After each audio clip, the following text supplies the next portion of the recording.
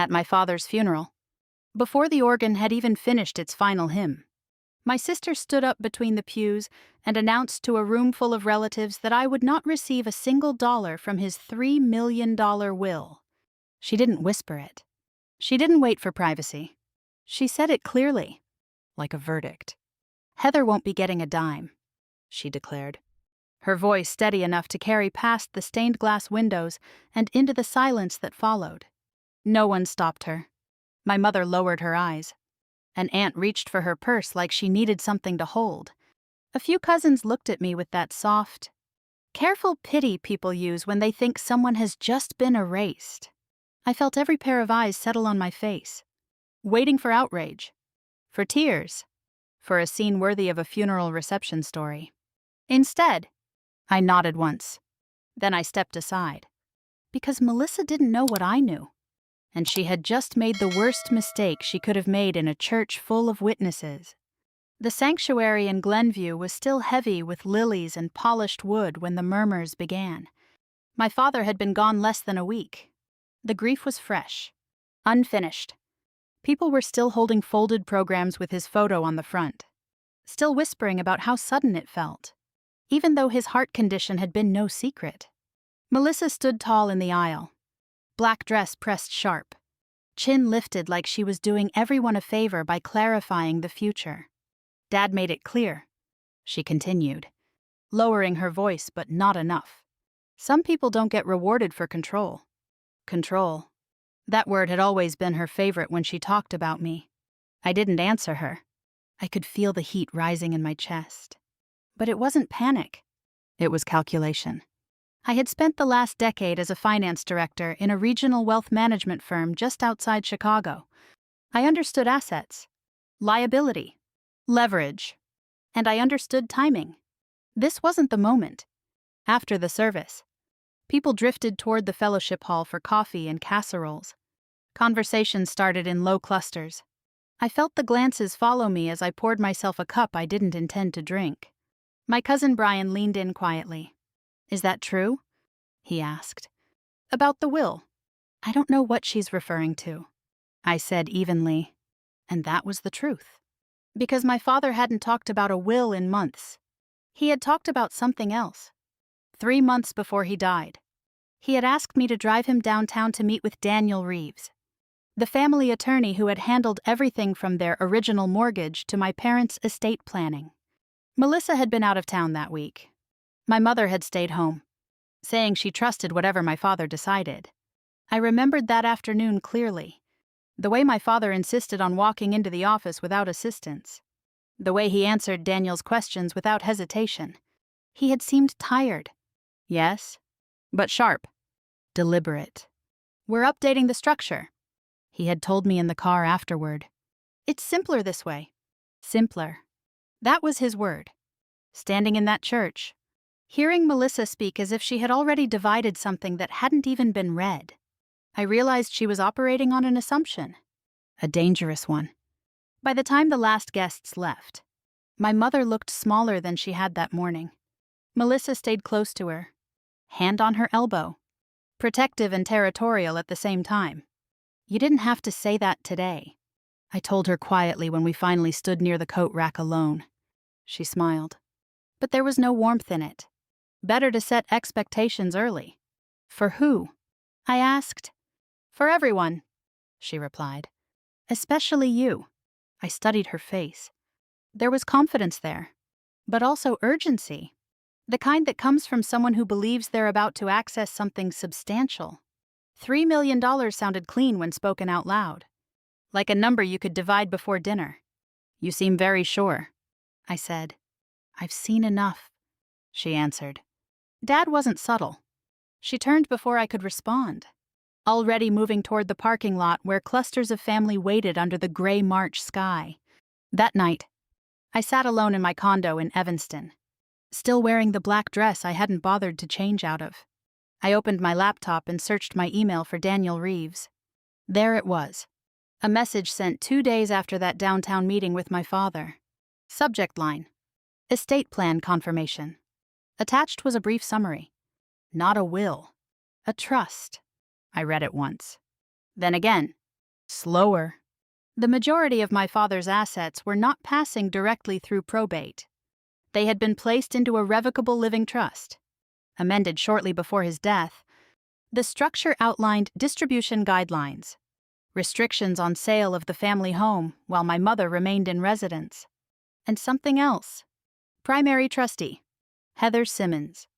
I leaned back in my chair. The room suddenly very quiet. Melissa had assumed we were dealing with a will that could be read and divided in a single afternoon. But this wasn't a simple inheritance. It was a managed estate, and every major financial decision required trustee authorization. Miney? I scrolled further.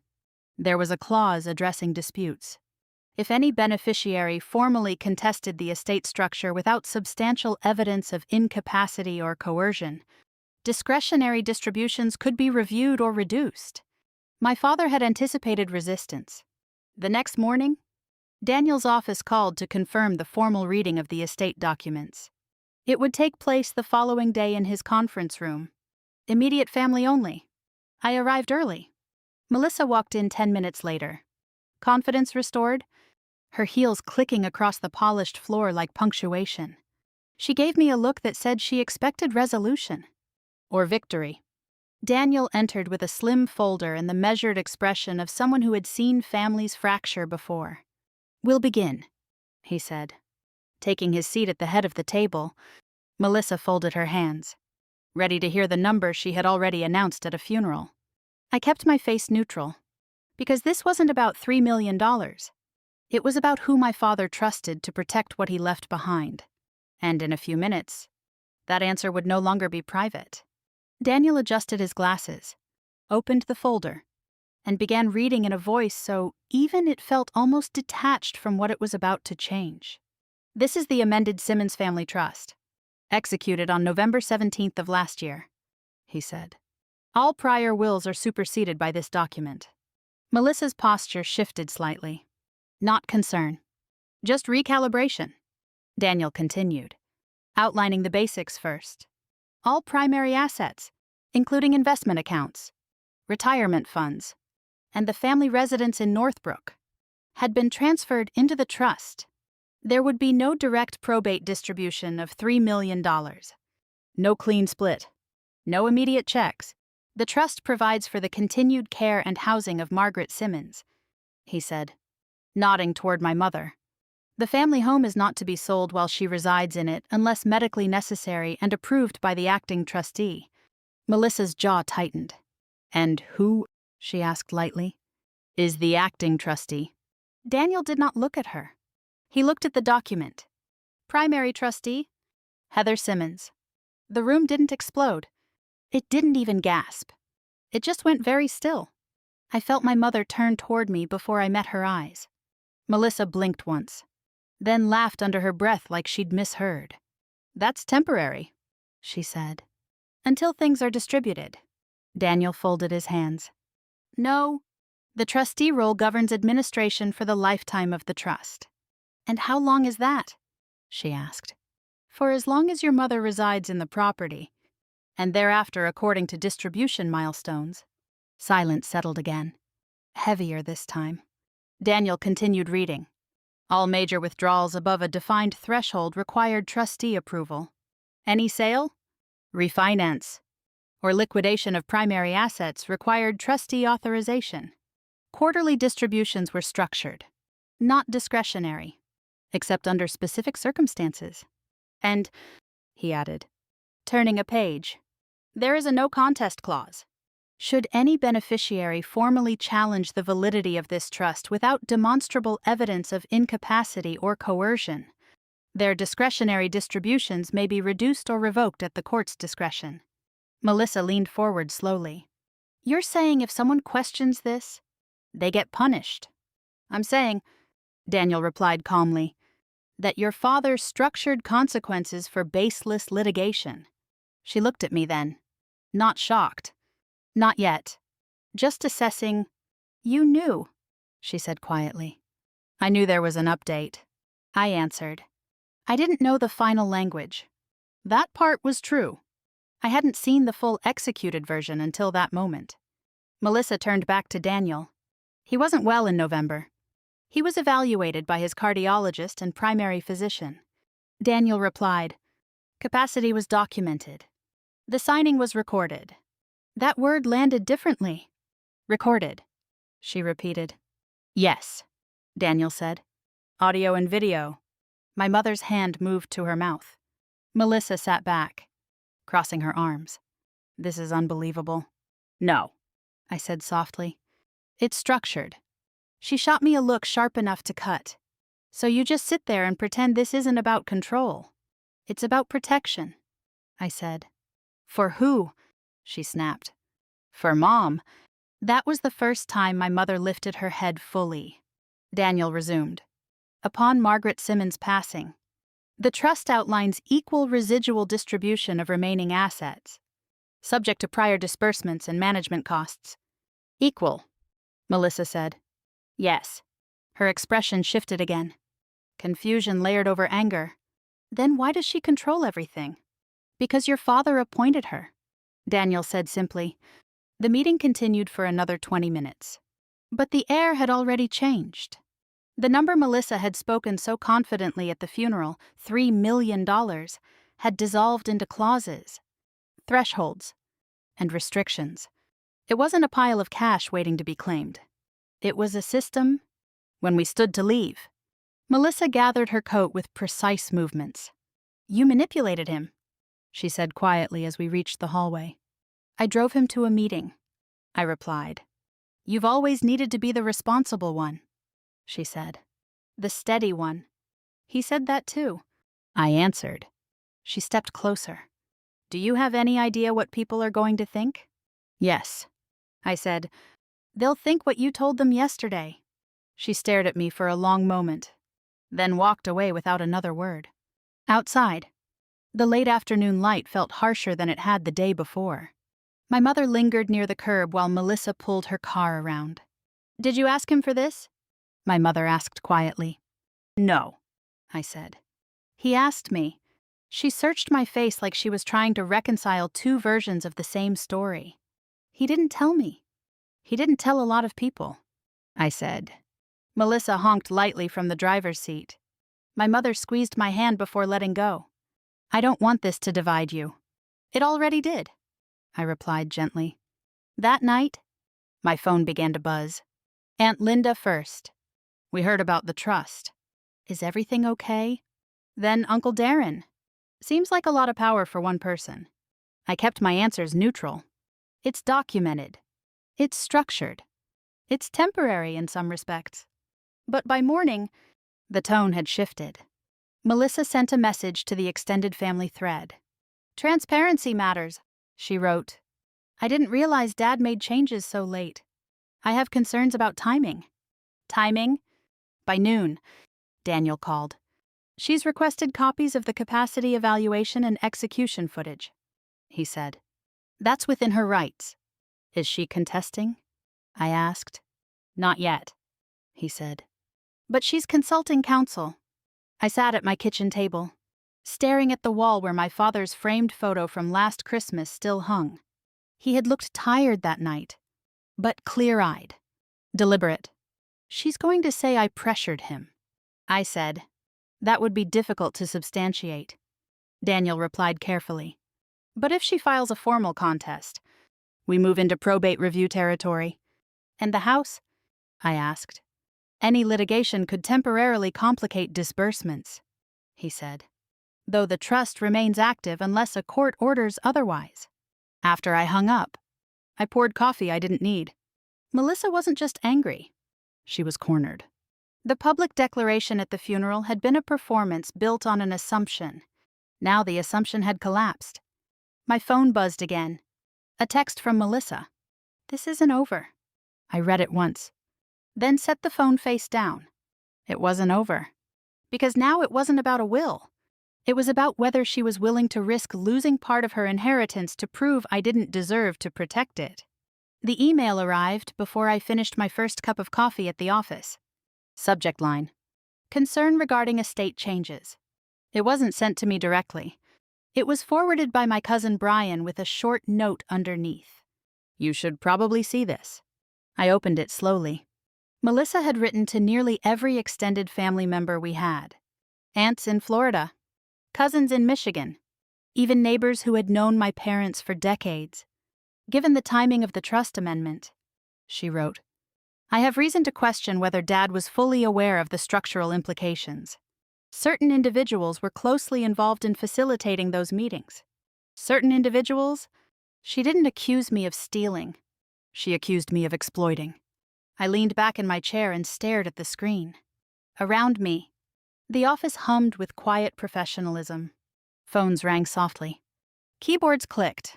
Market updates scrolled across muted monitors. My life here was structured, measurable, documented. But allegations like that didn't stay contained.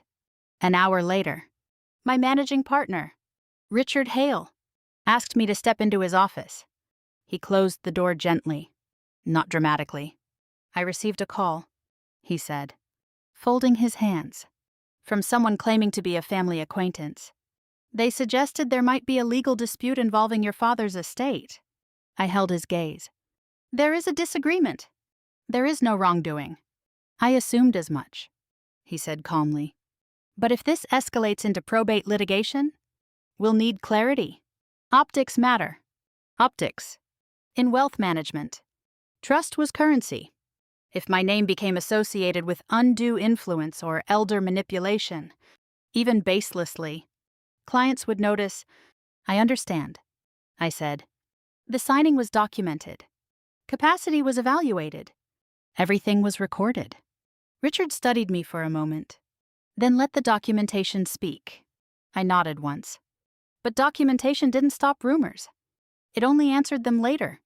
By evening, my mother called. Her voice sounded thinner than it had at the reading. Melissa says you handled everything, she said quietly. The meetings, the paperwork. I drove him. I answered. He directed. There was a pause. She says he was tired. My mother continued. That he might not have understood how restrictive it would feel. Restrictive. I closed my eyes briefly. Did he seem confused to you in November? No, she admitted. But he was on medication. He had a cardiologist sign off on capacity, I said gently. 2 physicians. And Daniel was present. Silence stretched between us. I just don't want this to become something ugly, she whispered. It already is, I replied softly. After we hung up, I stared at my father's last voicemail saved on my phone. He had left it 3 weeks before he died. A reminder about winterizing the pipes at the house. Clear. Direct. Practical. The next morning, Daniel called again. She's retained counsel, he said. A probate litigator. They've filed a notice of intent to contest. I let that settle. What does that mean? I asked. It means they're preparing to challenge validity based on capacity or undue influence. If they formally file, the court reviews the trust. And if she loses, I asked. There's a no contest clause, Daniel reminded me, but invoking it isn't automatic. It becomes a legal argument. And in the meantime, the trust remains operational, he said, unless a judge freezes specific distributions. I thought of my mother's medical care, the property taxes, the quarterly allocations structured for stability. If this freezes anything, I said carefully, it affects Mom. Yes, Daniel replied. That's the irony. By lunchtime, the extended family thread had grown louder. Uncle Darren wrote, Transparency matters more than control. A cousin posted, Sometimes power divides families. I didn't respond.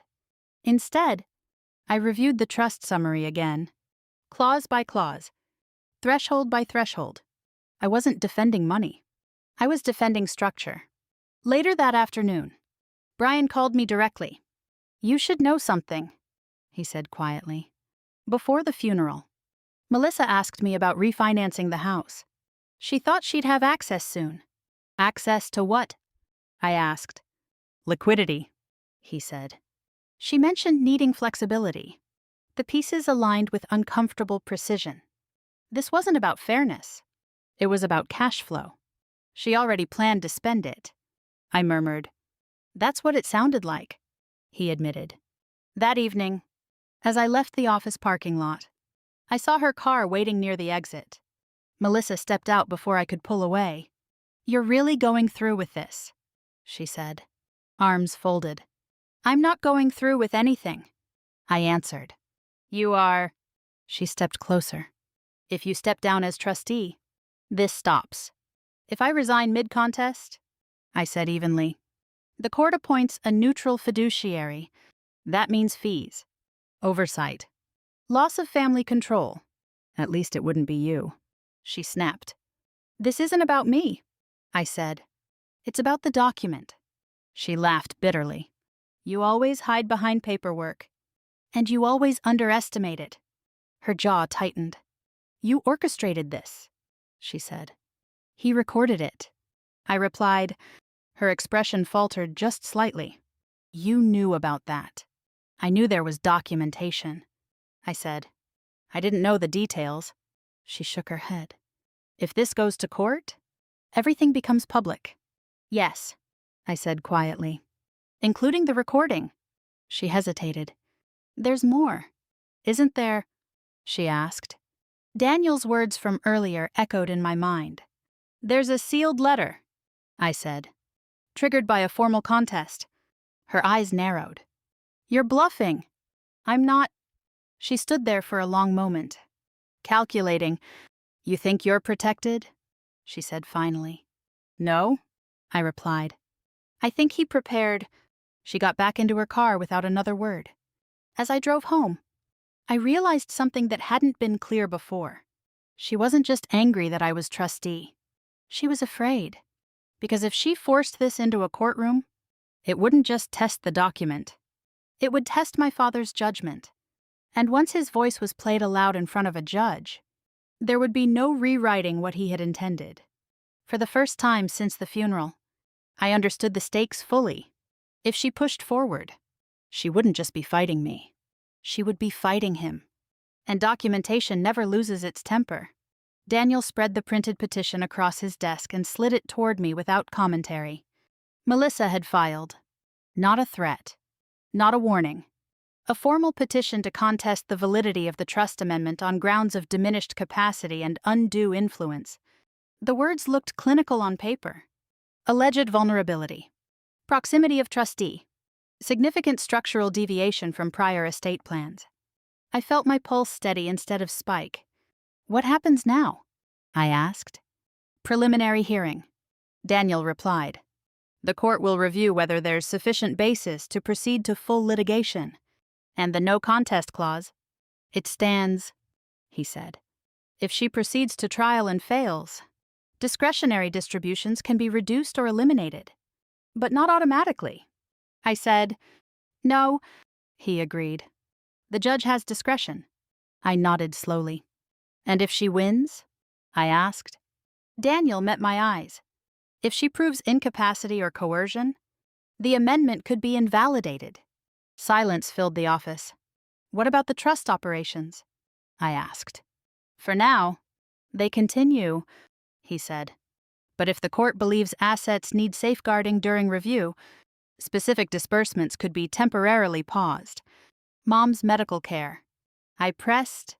"That could become complicated," he admitted. The irony settled heavily in my chest. Melissa had framed this as protection. If she pushed far enough, she could destabilize the very system paying for our mother's security. That afternoon, Brian forwarded something else.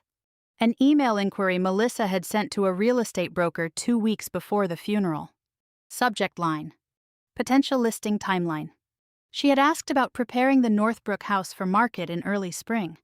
Asked about projected sale value. Asked about speed of liquidity. I printed it and drove straight back to Daniel's office. "She was planning to sell before Dad was buried," I said quietly. Daniel read the email once. Then again. "The trust prohibits sale while your mother resides there," he said. "Unless medically necessary and trustee approved." She assumed she would control it.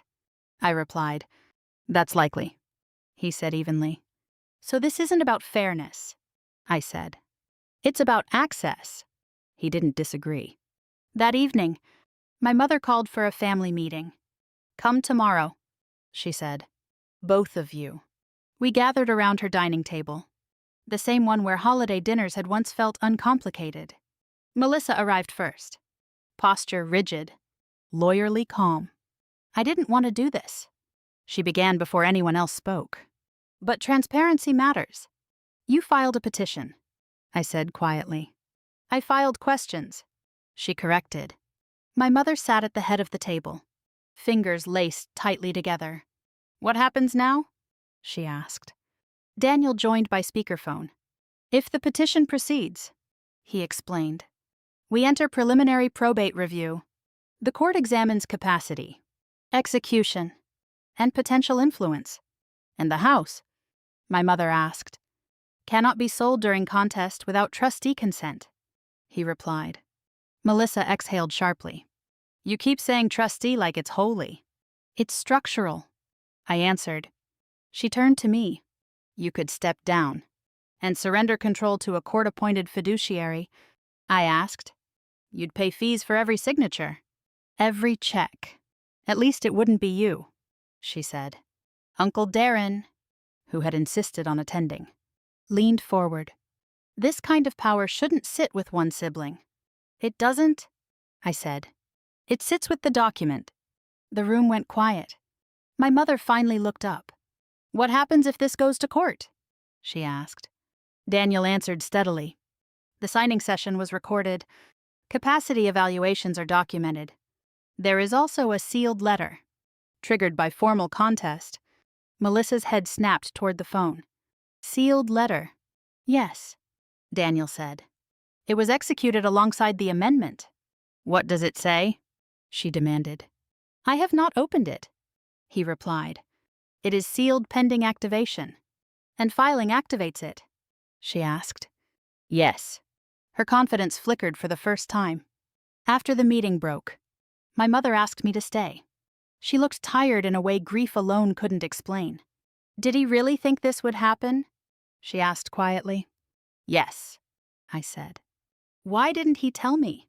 she whispered. "He didn't want you caught between us," I answered. She absorbed that slowly. "He said you were steady," she said. "That you wouldn't panic." "I don't feel steady," I admitted. "But you look it," she replied. That night, Melissa texted me, "I'm moving forward." I stared at the message. If she escalated to full contest, the recording would be played in court. The sealed letter would be opened. Everything would become public record. And once that happened, there would be no graceful retreat. I called Daniel. "She's committed," I said. "Then we prepare," he replied. "What's in the letter?" I asked. "I genuinely don't know," he said. "But your father was deliberate." Deliberate. That word had followed me since the funeral.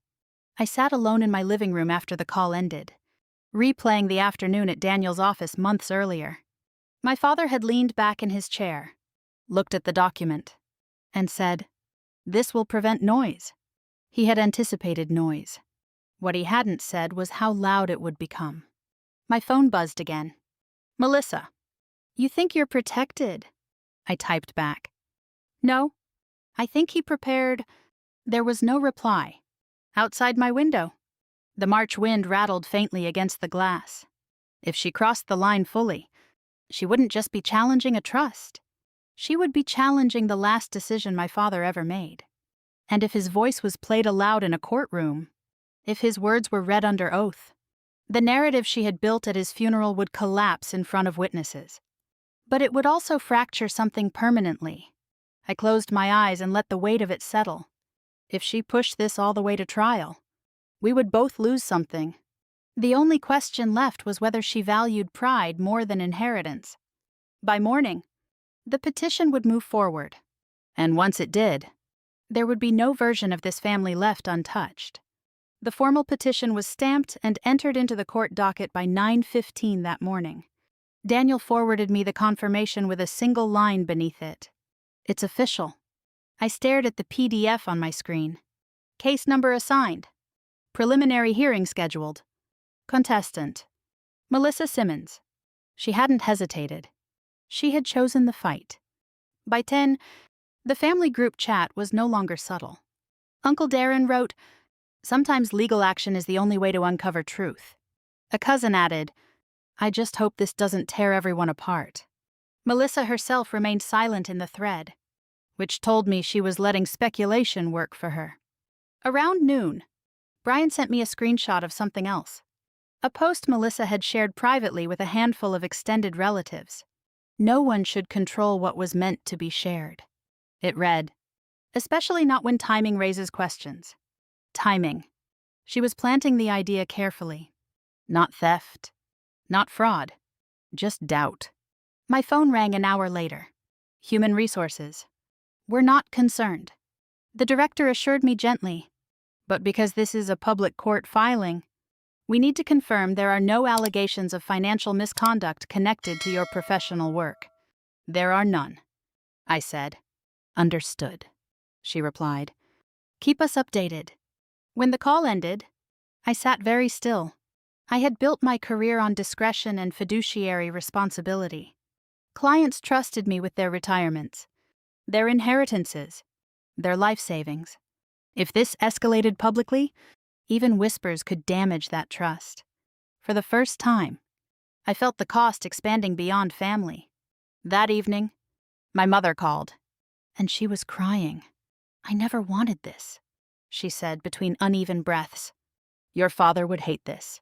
"I know," I said softly. "Can't you just step aside?" she asked. "If I resign as trustee now?" I explained gently. "The court appoints a neutral fiduciary. That means oversight fees, administrative costs. We lose control entirely." "I don't care about control," she said. "I care about peace." I closed my eyes. If she pushes to full litigation and loses, the no contest clause can reduce her discretionary distributions. I said, "That's written." Silence. "I feel like I lost him twice," my mother whispered. That sentence stayed with me long after we hung up. The next morning, Daniel called with the update. "The opposing counsel has requested review of the execution footage and capacity documentation prior to hearing," he said. "We'll have a pre-hearing conference." "Will it be played in open court?" I asked. "Likely. Yes. If the judge permits it as evidence." "And the sealed letter?" "Activated upon formal contest," he replied. "It will be opened under court supervision." That afternoon, we met in Daniel's conference room again. Melissa sat across from me, composed but tighter than before. Her attorney, a tall woman with a precise tone, sat beside her. Daniel placed a small digital device on the table. "This is the recording from November 17th, he said. My stomach tightened. The attorney nodded. "Proceed." The click before playback sounded louder than it should have. Then my father's voice filled the room. Clear. Measured. "Familiar?" "I understand this structure," he said on the recording. "I requested it." Melissa's attorney shifted in her seat. "I am of sound mind," my father continued, "and I do not want the house sold while Margaret lives in it." I heard my own breathing change. "If anyone challenges this arrangement," he said calmly, "it will confirm exactly why I set it up this way." Melissa's fingers dug into the edge of the table. Then he said her name. "Melissa is strong," he said, "but she can be impulsive with financial decisions." The room went completely silent. "Heather," he continued, "remains steady under pressure. That is why she will serve as trustee." My father cleared his throat on the recording. A small familiar sound. "I trust her to protect what I built." The playback ended. No one spoke for several seconds. Melissa's attorney requested a recess. When we stepped into the hallway, Melissa turned toward me. Her face flushed. "You planned this," she said. "He recorded it," I replied. "You let them hear it." "You filed," I said quietly. Her expression faltered, but her jaw stayed firm. "This isn't over," she said again, though the certainty had thinned. Back inside, Daniel addressed the sealed document. "Because a formal contest has been filed," he said, "the sealed letter accompanying the amendment must be opened prior to hearing." Melissa looked at her attorney. "What is it?" she demanded. "It was executed the same day," Daniel said. "Notarized. Witnessed. Sealed." Her attorney leaned toward her and whispered something I couldn't hear. Melissa straightened. "Open it," she said. I felt the air shift. Whatever was inside that envelope had been written when my father was fully aware conflict might follow him. I didn't know its contents, but I knew one thing. She thought the recording was the worst of it. She had no idea the letter existed because of her. When the meeting adjourned, I sat alone in my car for a moment before starting the engine. The humiliation at the funeral felt distant now. Not erased, but reframed. She had stood in a church and declared I would receive nothing. Now she was standing in a legal process she herself had triggered.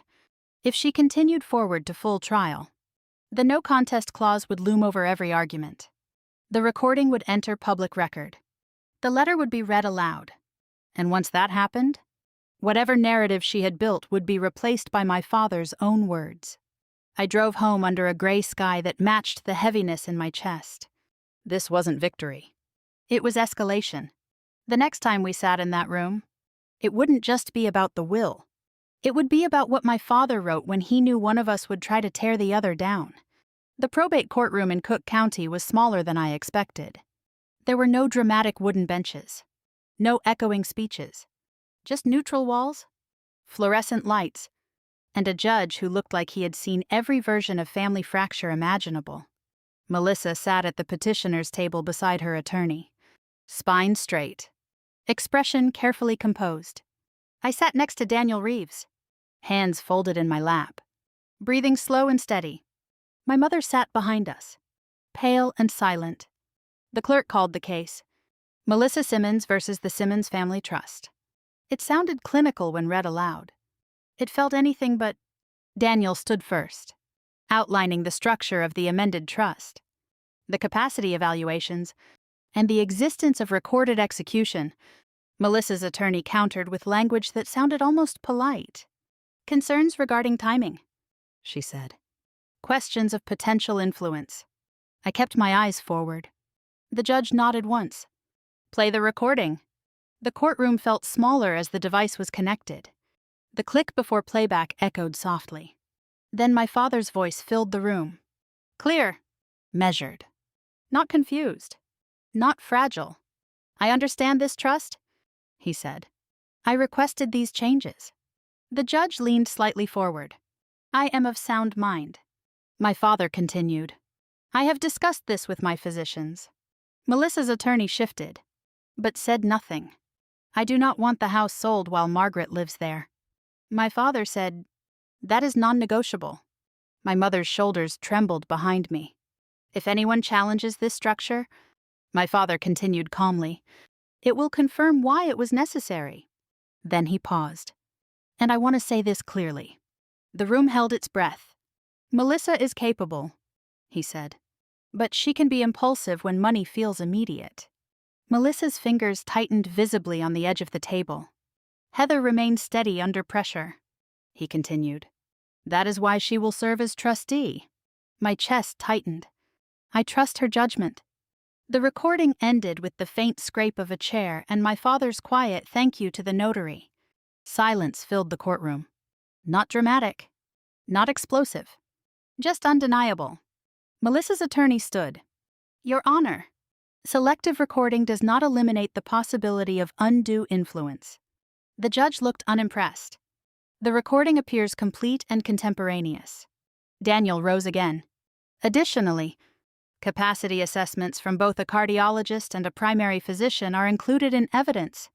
The judge nodded once more. "Before we proceed further," he said, "I understand there is a sealed letter triggered by the filing of this contest." Daniel confirmed. The clerk retrieved a sealed envelope from the evidence file. The seal was broken in front of all of us. I felt my pulse steady. "Not Spike." Daniel unfolded the letter. "I will read this into the record," he said. The paper rustled softly. "To my family," he began. The tone shifted immediately. This wasn't legal language. It was personal. "If you are hearing this letter," my father had written, It means someone has chosen to challenge the structure I created. Melissa stared at the table. I anticipated disagreement. The letter continued. That is why I documented my intent clearly. Daniel's voice remained even. This structure is not about favoritism. It is about protection. My mother covered her mouth. I have seen what immediate liquidity can do to relationships. The letter read, I will not allow that to happen while Margaret is still living in the home we built. There was a pause as Daniel turned the page. If any beneficiary chooses to pursue litigation without clear medical evidence of incapacity, I instruct that discretionary distributions be reviewed and adjusted accordingly. Melissa's attorney shifted visibly. I do not write this out of anger. The letter continued. I write it because I know my daughters. The courtroom felt smaller again. Heather will be criticized for this role. My father wrote. That is precisely why she must hold it. My vision blurred for a moment, but I did not look away. If you are reading this in court, then my fears were not unfounded. Daniel lowered the paper. That concludes the letter, he said quietly. The judge leaned back in his chair. Counsel, he said to Melissa's attorney, you are aware of the implications of the no contest clause? Yes, Your Honor. If this matter proceeds to full trial and the trust is upheld, discretionary distributions may be reduced. Melissa's attorney leaned toward her, whispering urgently. For the first time since the funeral. Melissa looked uncertain. Not angry. Uncertain. The judge granted a short recess. In the hallway outside the courtroom, Melissa stood with her back against the wall. You humiliated me, she said when we were briefly alone.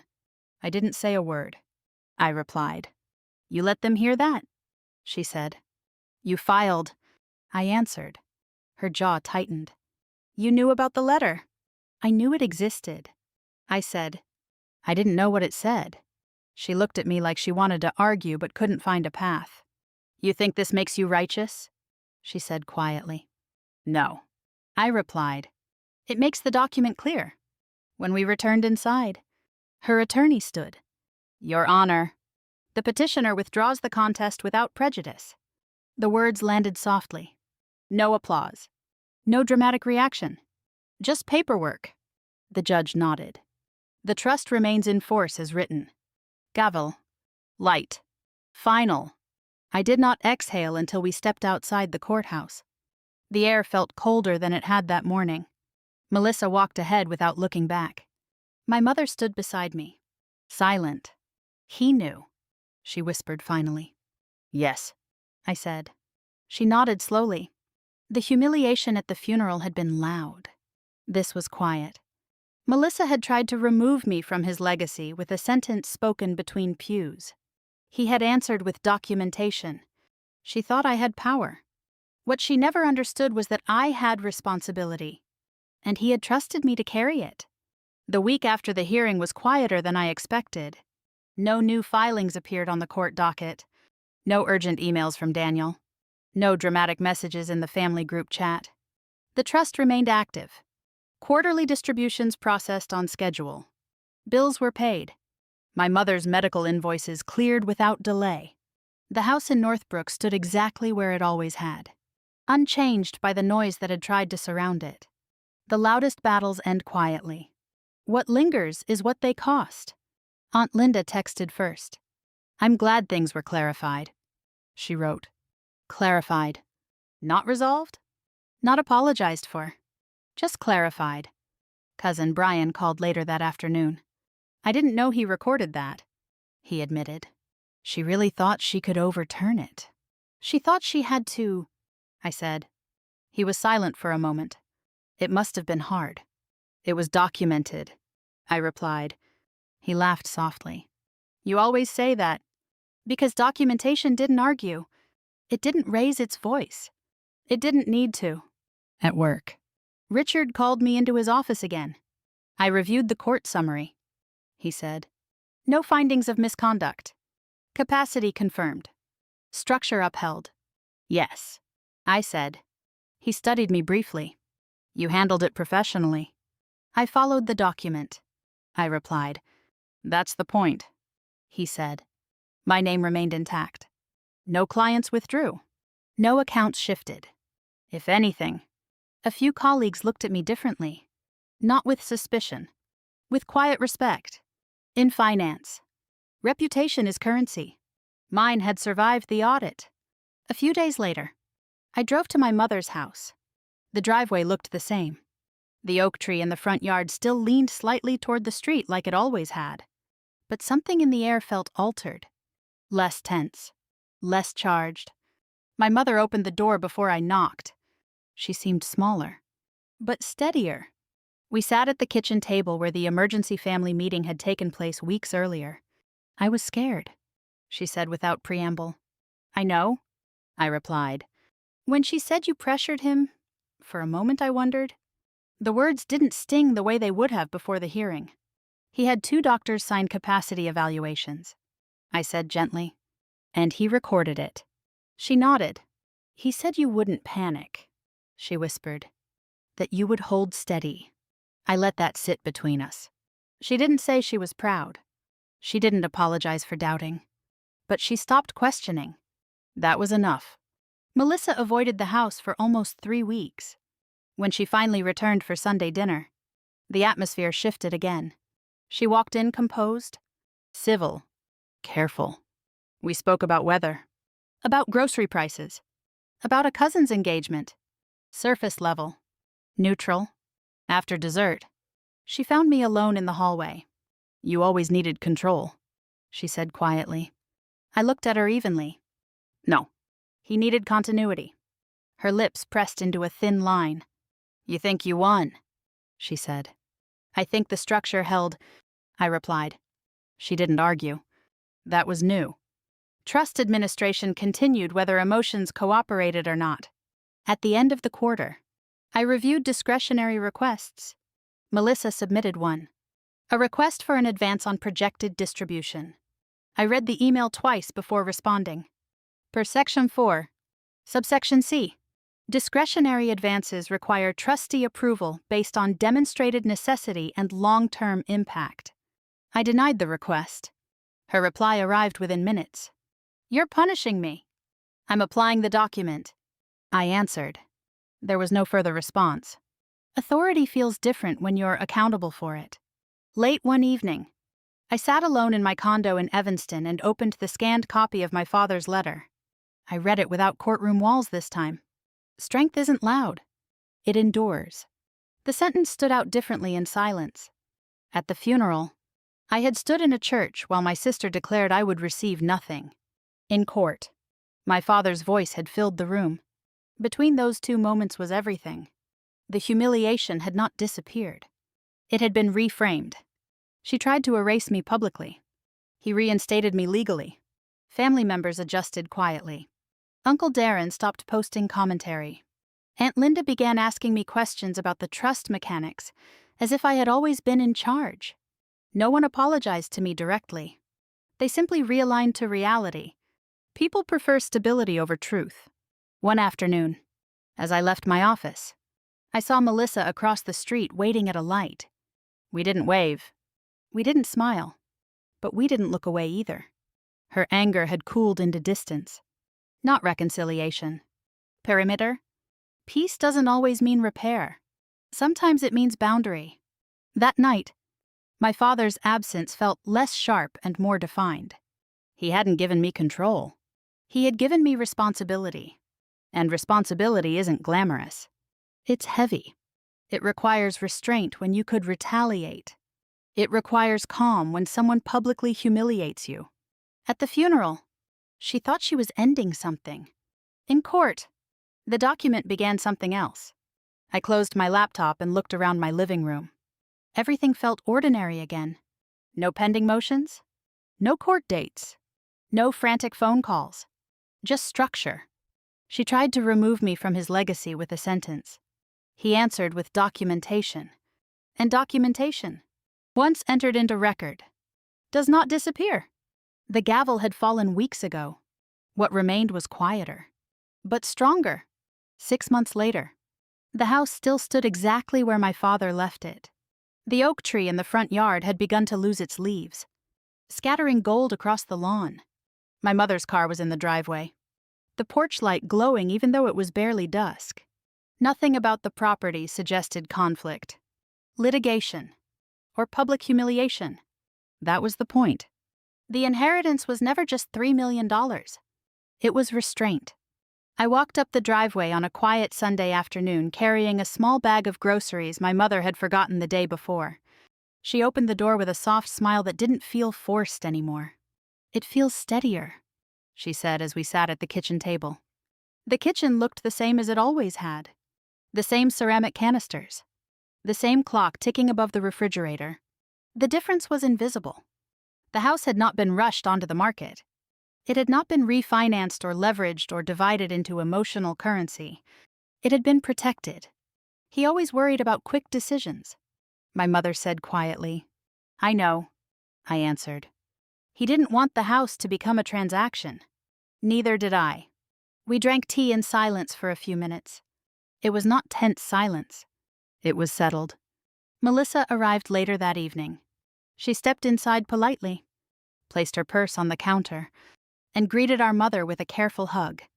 There was no dramatic reconciliation, no tearful apology, just civility.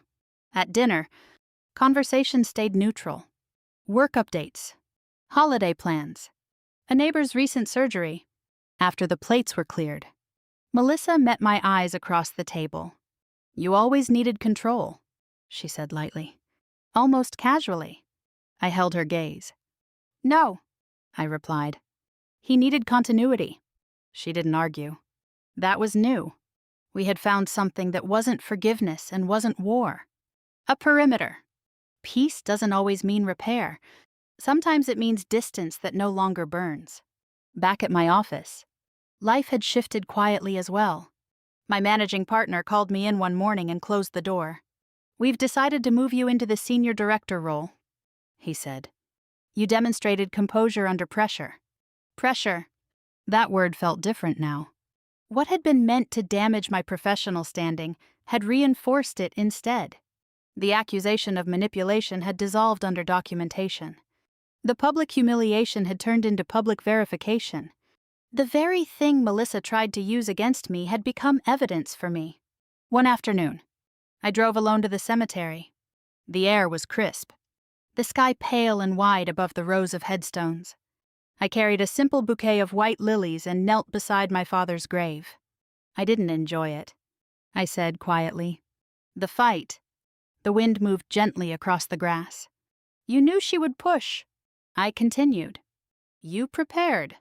For months, I had carried the weight of that responsibility. Not the money. The role. He hadn't given me power. He had given me accountability. The difference matters. At the funeral, Melissa declared I would receive nothing. She tried to remove me from his legacy with a sentence spoken in a church. I had nodded and stepped aside. Because legacy isn't determined by volume. It's determined by structure. The trust continued operating exactly as he designed it. My mother remained secure in the home she loved. Distributions followed schedule. No assets were liquidated in haste. The noise faded. What remained was order. Sometimes revenge isn't loud. Sometimes revenge is simply refusing to collapse when someone tries to erase you. If you have ever been underestimated at a family table, or told you didn't belong in your own inheritance, you know how sharp that moment feels. You know how quickly people form opinions based on whoever speaks first. But dignity doesn't shout. It endures. I stood from the grave and brushed the grass from my coat. The air felt lighter than it had in months. Melissa and I were not close. We might never be, but the hostility had cooled into something manageable. Boundaries had replaced accusation, and the house still stood. That was the measure of it. When someone only sees you as an obstacle to their inheritance, your silence is not weakness. It is preparation. Documentation speaks longer than anger. If this story resonates with you, if you've ever had to defend your place in your own family without raising your voice, I'd love to know where you're watching from and what part of this felt familiar. Share your experience in the comments. And if stories about family drama, inheritance battles, and quiet strength matter to you, stay here. There are more stories coming, stories about trust disputes, hidden clauses, and the kind of resilience that doesn't need applause. Because sometimes the loudest declaration happens at a funeral. But the final word belongs to the person strong enough to carry responsibility long after the room goes silent. This story is fictionalized for dramatic effect.